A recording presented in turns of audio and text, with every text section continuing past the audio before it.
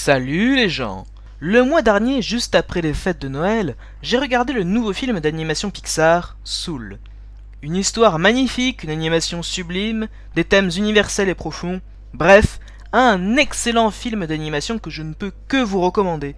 Mais ce n'est pas de ce film tout mignon dont on va parler, mais d'un truc qui me casse les couilles depuis quelque temps. Dès le lendemain de mon visionnage, je tombe en effet sur cet article. Avec Soul, Pixar a l'âme en paix. Il aura donc fallu attendre 2020 pour que Pixar donne naissance à son premier héros afro-américain, Joe Garner, un New-Yorkais quadragénaire trompettiste de jazz sur le retour, fauché par un accident stupide à la veille de la chance de sa vie. Rattrapé par les exigences de représentativité du public et sommé de se mettre au pas des avancées observées ces dernières années dans le cinéma traditionnel, Pixar fait enfin son grand bond en avant. Et cet article m'a énervé. Il m'a énervé car il y a largement matière à parler de ce film. Il y a beaucoup d'éloges à lui faire à plusieurs niveaux. Et parmi eux, l'écriture de ses personnages, et tout particulièrement l'écriture de Joe Garner, est digne d'éloges. Mais y avait-il vraiment, mais alors vraiment besoin de pondre un article se concentrant sur ce détail qu'est la couleur de peau des personnages? Je vous le demande juste. Était-il vraiment nécessaire d'écrire un article juste pour souligner l'apparence physique de Joe Garner, plutôt que sa qualité d'écriture? Et le mois de janvier a continué avec des nouvelles du même genre, entre Homer qui se fait bannir d'une université américaine car pas assez représentatif, les débats sur la fake news du James Bond fan noir, ou encore Soul accusé de racisme cette fois, la fille de Starfire. Cela m'a rappelé que les débats de ce genre sur les représentations durent depuis quelques années maintenant, et il faut bien reconnaître qu'ils provoquent toujours un bordel monstre sur la toile. En plus de cela, il y a quelques années, nous avons vu l'apparition et le développement de la cancel culture, qui est une sorte de justice privée qui aurait couché avec des thèses de vigilante robespierriste, et qui condamne les individus sans procédure légale et sans motif autre que l'appréciation générale du groupe. Cyberharcèlement, lynchage, abus de l'outil de signalement, la cancel culture, au moyen d'une censure de masse, se veut garante de la bien-pensance et de la bienséance, tout en soulevant une question quant à l'obstacle qu'elle pose elle-même à la libre circulation des idées et son intolérance à l'égard des opinions divergentes. C'est pour tout cela que je me suis dit que cela serait sympathique si je parlais de mon point de vue en vidéo sur la représentation dans la fiction. Alors petit disclaimer, je ne prétends pas trancher la question, mais simplement donner mon avis personnel, mes réflexions sur le sujet. La représentation dans la fiction étant un sujet complexe et vaste, ce serait un peu vaniteux et mal placé de ma part de prétendre y répondre, et tout particulièrement dans une seule vidéo. Sache juste que si tu as cliqué sur cette vidéo dans l'espoir que je dise des insanités racistes ou homophobes, bah tu t'es bien fait niquer. Et inversement, si tu as cliqué dans l'espoir que je caresse le saint dogme des hystériques de Twitter dans le sens de leur poil bleu, bah tu t'es bien fait niquer aussi. Voilà, si tu étais là pour l'un ou l'autre, tu peux maintenant disliker la vidéo et m'insulter copieusement dans les commentaires. Mais avant que tu ne le fasses, écoute au moins ce que j'ai à dire. Déjà, commençons par les bases. C'est quoi représenter ? Et surtout, c'est quoi un personnage? Un personnage désigne une personne à laquelle on affecte une fonction. En latin, persona est le terme employé pour désigner le masque de l'acteur, et le suffixe age provient du verbe agere, agir. Le personnage désigne ainsi le caractère représenté par le masque incarné par l'acteur, celui qui agit. On peut notamment penser à la commedia dell'arte, dans laquelle les masques permettent au public d'identifier immédiatement un personnage et ce qu'il représente. Représenter, de son côté, c'est le fait de rendre quelque chose perceptible, sensible par une figure, un symbole, un signe. Représenter, c'est aussi le fait d'avoir reçu mandat pour agir au nom de quelqu'un ou d'un groupe pour en défendre ses intérêts. Donc déjà, à la question « un personnage a-t-il une vocation à représenter ?» Eh bien j'ai envie de te répondre que fondamentalement oui, mais pas dans le sens qu'entendent forcément les milieux militants. Oui, car dans l'essence même d'un personnage, le personnage a comme finalité d'incarner un symbole, une idée. Les personnages sont les véhicules par lesquels l'auteur veut raconter quelque chose au lecteur, ou du moins lui communiquer quelque chose comme des sentiments. Ainsi, Sauron peut être vu comme l'incarnation du surhomme nietzschéen selon Tolkien. Harry Potter, c'est la recherche de l'attitude à adopter face à la mort et à son effroyable certitude. Javert, c'est une vision légaliste de l'homme, c'est-à-dire est-ce que l'homme est bon ou mauvais en fonction de son respect de la loi. Ou encore Naruto représente l'optimiste, qui voit sa détermination mise à l'épreuve par un monde cruel. Et ça va bien au-delà des personnages, puisqu'en fiction, tout peut être symbolique. SCP-162, par exemple, pourrait être une allégorie de la scarification. Bref, tout ça pour dire que les exemples sont légion. La représentation au travers des personnages est donc avant tout une représentation symbolique, une représentation conceptuelle. Aristote disait dans sa poétique, « Le rôle du poète est de dire non pas ce qui a réellement eu lieu, mais ce à quoi on peut s'attendre, ce qui peut se produire conformément à la vraisemblance ou à la nécessité. » Voilà pourquoi la poésie est une chose plus philosophique et plus noble que l'histoire. La poésie dit plutôt le général, l'histoire le particulier. Le général, c'est telle ou telle chose qu'il arrive à tel ou tel de dire ou de faire, conformément à la vraisemblance ou à la nécessité. C'est le but visé par la poésie, même si par la suite elle attribue des noms aux personnages. Là où l'histoire nous raconterait l'histoire des hommes, la fiction nous raconterait l'homme. D'où le fait que les histoires d'amour, ça marche toujours aussi bien, hein, malgré un sujet qui devrait être épuisé jusqu'à la lie. Ça nous parle toujours directement parce que, en dépit des milliers d'histoires qu'on pourrait écrire sur l'amour, c'est quelque part l'idée de l'amour qui nous touche. Et le fait qu'on va s'identifier aux personnages, ainsi qu'aux problèmes amoureux qu'ils vont rencontrer. C'est ce qu'Aristote appelle le général, alors qu'à l'inverse, le particulier serait de raconter une histoire d'amour qui a vraiment eu lieu, par exemple celle de Napoléon et Joséphine. Aristote a une vision mimésiste de l'art, c'est-à-dire qu'il doit dépeindre la réalité. On pourrait ceci dit arguer que c'est toujours la réalité perçue au travers des yeux de l'artiste, car nous avons tous une perception du monde différente. D'un autre côté, peut-on dire qu'un personnage est l'ambassadeur de tout un groupe? Là, ça va poser plus de problèmes. Par exemple, si j'écris le personnage d'une femme qui est une voleuse, est-ce que je suis en train de dire que toutes les femmes sont des voleuses? Ce serait un peu tordu quand même. Et surtout, si on part du principe qu'un personnage est automatiquement l'ambassadeur supposé d'une communauté entière, on va avoir un autre problème. Donner des défauts à tel ou tel personnage fera nécessairement ricochet sur l'entière communauté, ce qui ne serait pas pertinent. C'est pour cela qu'il me semble plus pertinent de dissocier un personnage de sa communauté d'appartenance supposée, et de voir ce que l'histoire raconte grâce à ce personnage. Par exemple, ce n'est pas parce qu'un antagoniste porte une cicatrice qu'automatiquement l'auteur dit que toutes les personnes ayant des cicatrices sont mauvaises. Ça serait complètement con. À moins que ce ne soit effectivement le propos, mais auquel cas arrête de lire de la merde. Respecte-toi un peu. On ne peut pas réduire un ensemble d'individus à un seul de ses membres. Ça n'aurait aucun sens. Il n'y aura jamais de représentation parfaite d'une somme d'individualités, car il n'y a que quelque part des individus uniques. C'est comme si je te demandais de me définir ce qu'est un être humain de façon à n'exclure personne. Ah, tu peux essayer là tout de suite, je te préviens, tu vas galérer. D'où cette fameuse histoire de Diogène qui se foutait de la gueule de Platon et de sa définition de l'homme, un animal bipède sans plumes. Et qu'est-ce qu'il a fait Diogène? Il est allé plumer un poulet pour faire le tour de son patelin en hurlant « Voici un homme !» Et sur une échelle plus réduite, le même problème se pose d'ailleurs. Dès lors qu'il est impossible de résumer un peuple en un seul individu, il devrait être appliqué la même logique en fiction dès lors que le propos de l'auteur n'est pas de parler de cette communauté. Si on prend l'exemple de Tintin au Congo, les Congolais de Tintin au Congo sont une manière pour Hergé de parler des Congolais. Toutefois, cette représentation du peuple congolais est avant tout nourrie de stéréotypes et de préjugés d'une époque, pour citer Hergé, et qui avait pour but de louer l'entreprise coloniale belge. Ce qui fait que d'une certaine manière, les Congolais d'Hergé restent une idée, un concept, ceux que l'influence belge civilise.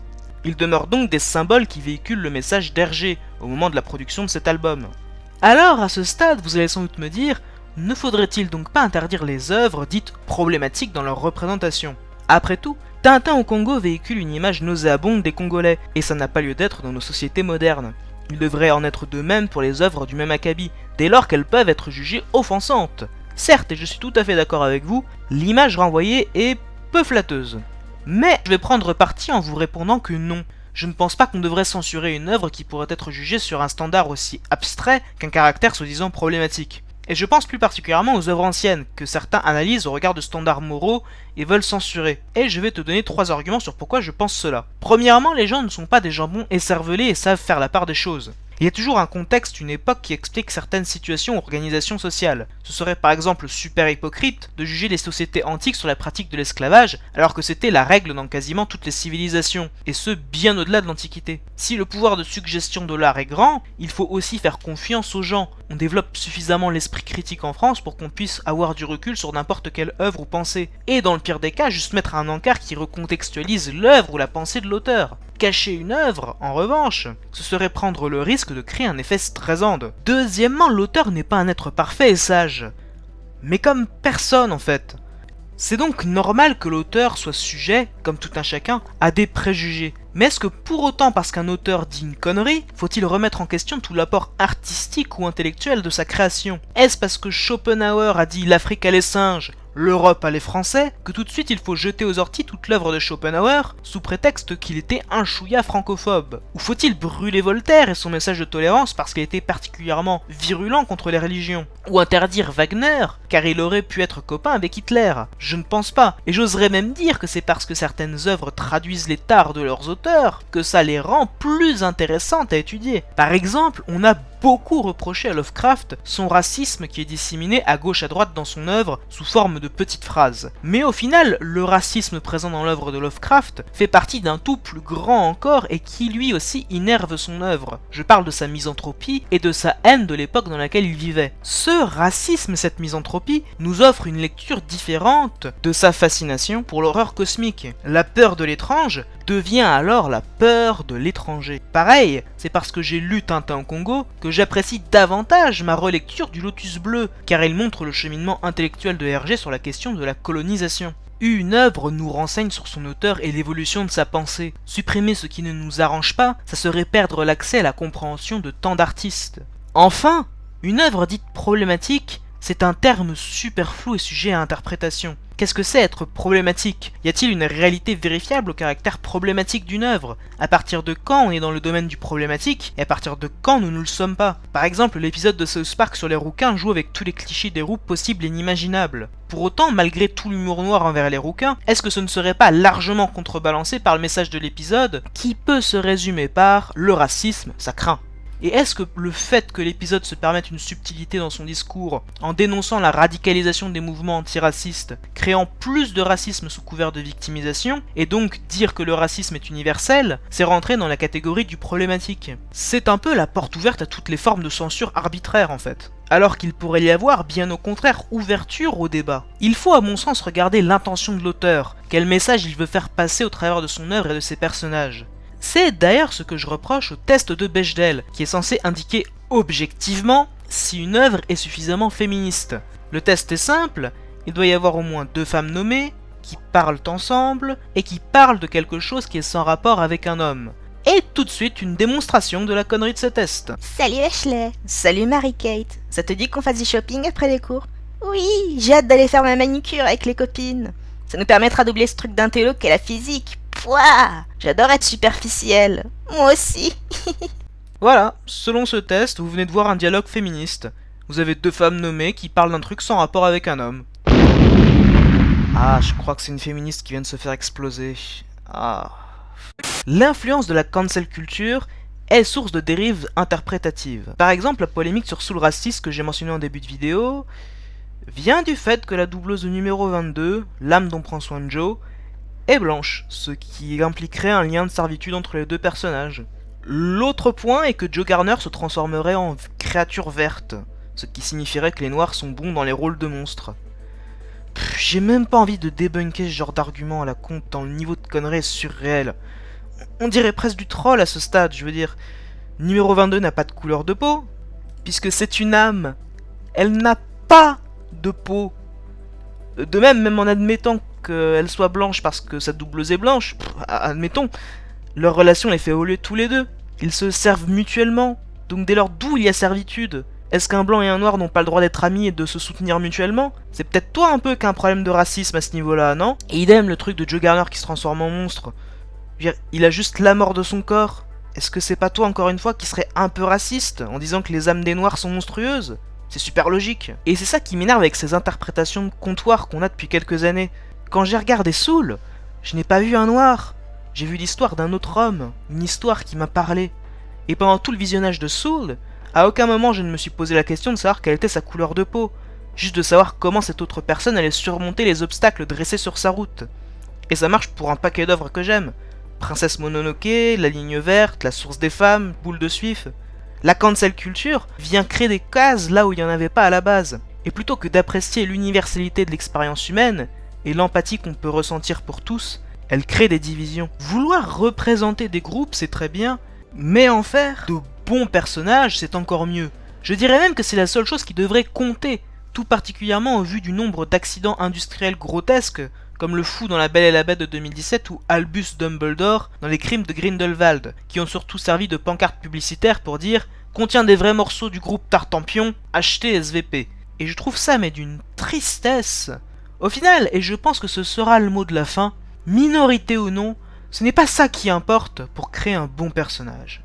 Un bon personnage, c'est avant tout un personnage humain. C'est un humain qui nous fait vivre ses difficultés et ses réussites, avec qui nous partageons les joies et les peines. Un humain qui nous révèle ses failles et ses défauts, comme ses grandes qualités. Un humain qui nous permet de nous identifier à lui et de nous faire voir au travers de ses yeux, peu importe leur couleur. Un bon personnage, c'est avant tout celui qui va nous raconter quelque chose. Et ne faudrait-il pas avant tout se préoccuper de l'âme humaine qui se cache derrière l'encre des mots? Ah, t'étais enfin retrouvé, sale façon. Genre Shuma. Ça faisait longtemps depuis l'épisode sur Death Note. Tu es allé contre le dogme de Twitter. Je dois t'arrêter maintenant avant que tu n'infectes des gens avec ton idéologie nauséabonde. Alors je te corrige, tu vas essayer de m'arrêter. Tais-toi, j'ai rassemblé tous mes followers sur Twitter. Et nous sommes prêts à te faire taire une fois pour toutes. Qu'est-ce qui te fait rire? Ton plan a déjà échoué car je ne passe pas tout mon temps dans cette poubelle d'internet. Oh non, le fils de... Et voilà, c'est la fin de cette vidéo. Si elle vous a plu, n'hésitez pas à mettre un pouce bleu, à partager la vidéo et à commenter. Le sujet étant un peu polémique, si vous voulez débattre dans les commentaires, je vous prierai juste de rester courtois et bienveillants les uns envers les autres. Sur ce, je vous laisse, continuez de sourire et de cultiver votre jardin. Et sur ce, ciao les gens!